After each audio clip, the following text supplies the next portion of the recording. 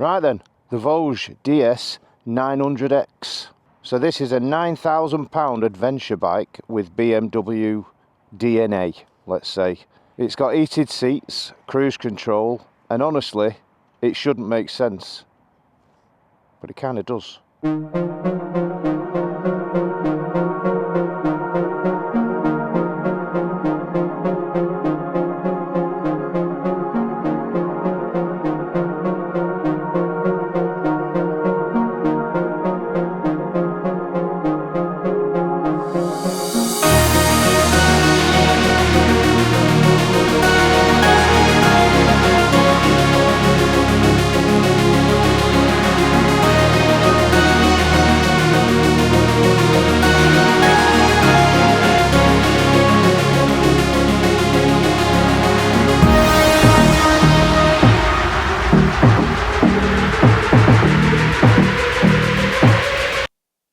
So yeah, this is the Voge DS900X. It's the Black Knight version. This particular one has got a Scorpion red power exhaust on it. This brand is kind of shaking up the market, to be honest. So it's got a 895cc engine, which is derived from the BMW's F900. It's around about 95 horsepower, so not exactly super bike fast, but you know, real world fast. And the big thing, to be fair, is it's £9 guys, £9. So when they first released these, so I'm a bit late to the party with this, but when they first released these, they came with a full pannier set, so you get your top box and panniers. So what they've done for this model, it doesn't come with the full luggage kit. However, they've reduced the bike price by 500 quid, and for the full luggage kit it's on offer at £699, so it's still comparable. So this is basically a budget BMW adventure bike with a bit more kit. Right, that's enough of that. We're going to go and do our usual route, but we're going to go onto the motorway, so as it's an adventure bike we can see how it does on there. I don't intend to do much speaking because it's a tad windy today. Right, let's do it. So I'm going to, I'll go over the specs in stages because it's got quite a lot of specs on this. Just to try and break it up a little bit. What I will say at the minute, obviously just coming off the XR and getting straight onto this, feels very similar as in position. The only difference comfort wise at the minute that I'm getting is the seat on this bike is actually quite firm. Oh, RJH again. It's very comfortable. I've turned the heated seat and the heated grips on, the two buttons at the back of this cluster, and when you turn them on they immediately come on to 3. So then you cycle through them to go down, obviously, to reduce the heat. And I'll be honest, these grips, dare I say it, they actually feel a little bit warmer than the ones on the XR. The indicator toggle feels a bit weird.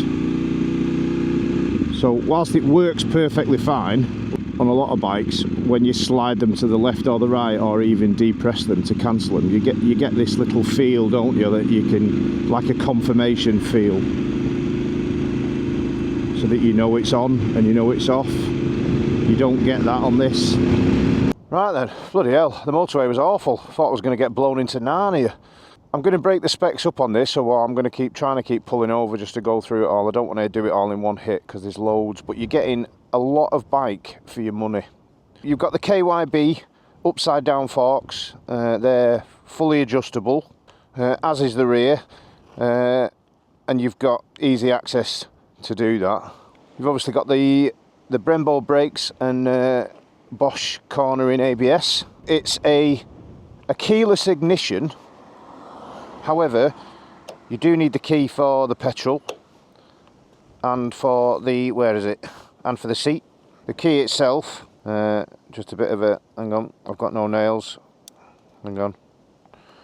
Definitely got no nails. Yeah, so, but other than that, keyless ignition, stick that in your pocket. I'd already mentioned the heated seat and the heated grips. They are really quite toasty, so the actionable buttons for it are on the left hand cluster at the rear. So obviously if you're looking at it from the front, you've got the handlebar grips on the left and the heated seat on the right. When you press either one, they'll come up at the lower end of the dash and they'll start with the highest setting, and then you just flick through the buttons to bring it down. The heated seat, they're both really quite toasty, and I'd go as far, as I said before when I set off, I'd go as far as to say that the grips certainly are better than the ones I've got on my XR, which are stock. So these are Pirelli Scorpion Trail tyres, which are tubeless. I don't plan on taking this off-road today, but decent set of tyres. It's tipping into the corners really well. So you've got full LED lighting front and rear. That's fitted as standard, including the spots either side. This bike comes with radar, so I don't know if the camera's going to show it, but you've got your little indicator warning when vehicles are coming up alongside you. That was working well on the motorway. I didn't use the cruise control on the motorway, but again, that's all on the left cluster. You also get a front-facing camera, 1080p, so that's a nice touch. The memory card is under the seat, and it works with the Voge app. It's got their own app for it. This button here as well is linked up to the camera, so you can take a photograph with this one. So that's not bad. I mean, it is 1080p, so the quality, I haven't got a card to put in it, so I can't show you what the quality is. Engine bars, centre stand, side stand, handguards.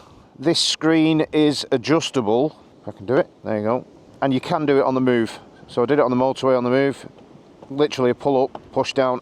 Personally, I'd rather have that than say a electric one. It's just another thing to go wrong, but that works all right. Bloody me, it's windy. Whew. Just back to the dash then, you've also got USB-C. On the opposite side, you've got your 12 volter there. It does have a quick shifter. I've not really put it through its paces yet, and I've only had it in road mode at the minute, but it says it works up and down, better for up, but I'll give you a proper rundown on that shortly. Right, so just turn her on. Really nice bright screen, 7-inch. Mode wise, road, sport, rain, and if you hold it down, it goes into enduro. So I don't intend on taking this off-road, but I've only used it in road mode currently, so we're going to put it into sport. Just want to see what the difference is with sport mode.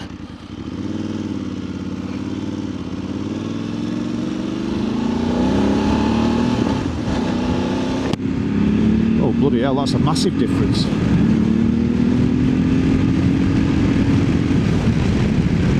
Wowzers. So I can tell you then that road mode takes a lot of the edge off. So rain mode is equally going to tame it down a bit even more. There's a lot of usable torque there. The quick shifter seems a little clunky at the lower speeds, and it's not going down now. So yeah, it's just a little bit clunky, but that wasn't. So up at 50 miles an hour, that was a nice smooth change. That it handles lovely. That was nice. Straight up into third then.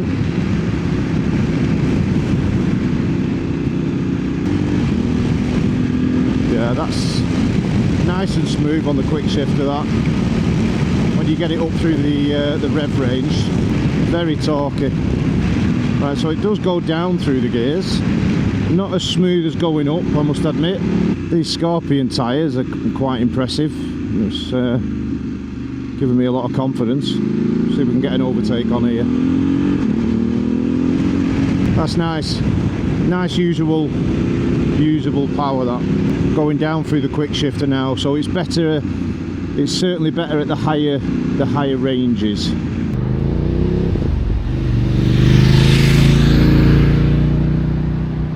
Yeah, no, that's nice. I'll take it back. It's a smooth quick shifter, that. So this is where this bike gets a little bit mad, really, because it's all about what the tech that you actually get with it. So everything we just mentioned on that ride is fitted as standard. The quick shifter, albeit it's better going up than it is down, does work. It is bi-directional, so it will work. It's just a bit clunky. But that's common in quite a few bikes, to be honest. I know my XR is better going up than down. One thing I have noticed, though, when you turn off and start the engine again, the heated grips and the seat do go off. So you just got to remember, you need to turn them back on. This is probably the best geared out bike in its price range. Yeah, it's plenty enough, that. 21-inch front wheel, but it does tip in pretty well. I wouldn't say it's, you know, a cornering machine. You know, you've got to handle it through the bends, but it wants to lean. I mean, it's not a cornering machine, is it? It's a mile munching machine, this. The throttle can be a little bit snatchy in second. I haven't noticed it in any other gear. But second, you know, if you've got it I've had a couple of instances now where I've come into a bend in second gear, and on the way out of the bend it's just a little bit snatchy. Only tiny, just tiny. It certainly wouldn't worry me anyway. But this is where the bike really seems to make sense, really. So like I say, it's not a cornering weapon, is it? It's a long distance machine, so it's for people that want to do tours and things like that. When I set off on it, I did say that the seat was kind of uncomfortable, but I'll be honest, it's all right. The seat height is 825 centimetres. Oh, got a creeper. Where was I then? Oh yeah. The seat height is 825 centimetres. I'm 5'9", and I can get both on the balls of my feet on the floor, so no issues there. But it's a nice upright position. You've got good visibility, even with the screen on the maximum. You still get a little bit of wind buffering. I'm getting quite a lot today because it is windy, but and yeah, the seat, I think it could be improved, but it's not something I would choose to complain about. I've been on it now for about an hour and I'm not uncomfortable. My legs are in a good position. I don't feel like for me, it's a comfortable position to be in, very similar to that of the XR. I do think that I would personally be able to sit on this for hours. I suppose a good line to say would be that this is pretty much ready for a tour straight out the box if you pay the additional for the luggage and the price. You're getting a lot of bike for your money there. So you know, you've got luggage, comfort, electronics, it'll go off-road. I think this is tremendous for the price. This is really a proper do-it-all adventure bike, isn't it? There's still a few things to consider though. You know, the brand is relatively unknown. They do obviously use a lot of BMW parts, and my honest feedback from the short ride I've had on it today is that it's a capable, comfortable bike, but the brand itself is relatively unknown. So the longevity of them, nobody knows. Getting parts for them, nobody knows that either, really. I don't know. Whilst it's a nice money saver, because it definitely is, and I've said it a number of times already, I'll say it again, you're getting a lot of bike for your money. However, whilst you are saving money, there is trade-offs. Oh no, they've ordered the weather. It handles very, very well. Certainly at speed, That quick shifter really comes into its own. I'm hoping it's all gone that way now, because we're going that way. Oh, I don't know. It looks very black over there. Oh dear.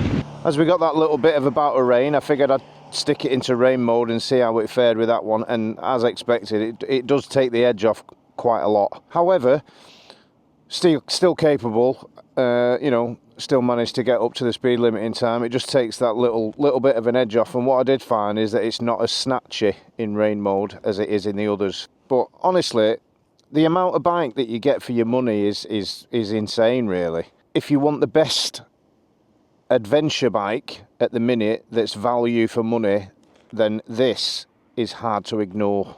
If you're the type of person that looks at brand, refinement, and perhaps resale value, then I'd be considering looking elsewhere. However, I would say for the money, and when you think about what it actually costs and what you're getting for your money, it's kind of ridiculous. But all in all, it's a bloody decent bike. The heated grips and the heated seat are better than I expected it was going to be. What I do find, quick side note, is when I reach forward to put the heated grips on occasion, I'm catching the switch for the main beam and I'm sticking it on. I've done it a few times, but I suppose that's something you just get used to. Wind and rain protection, probably comparable to an XR. I think if I was going to have one, I would get a bigger screen. But this screen is alright, and you can do it on the move. You still get a bit of wind. I don't feel like my head's being ripped off at any point. The gear changes are smooth. The quick shifter is smooth when you get up through the rev range. The throttle can be a bit snatchy at the lower end. I've not noticed it in third, fourth, fifth and sixth, but first and second it can be a bit snatchy. Wasn't snatchy in rain mode, like I said before. Road and rain mode do actually tone the engine down quite a bit. So if I was to ride this, I think I'd probably be tempted to leave it in sport for the majority. You can put it into enduro if you want to do a bit of off-roading. I wouldn't take it off-roading with the tyres it's got on it. You know, for the money, guys, and the technology that comes with it, with the radar, the cruise control, the heated grips, heated seat. It's got an app, forward-facing camera, 1080p. You can take a snapshot on the move. It's a lot of bike for your money. I suppose I'll finish by saying a massive thanks to Wigan Motorcycles for letting me take it out for today. If you are local and you're considering some sort of adventure bike, I wouldn't not go and have a look at this. I think you'll be pleasantly surprised. So if you want a test ride of them, this is their demonstrator. If you bob down to see them at Wigan, they'll sort you out, I've no doubt. But yeah, thanks for watching, and I'll catch you on the next one.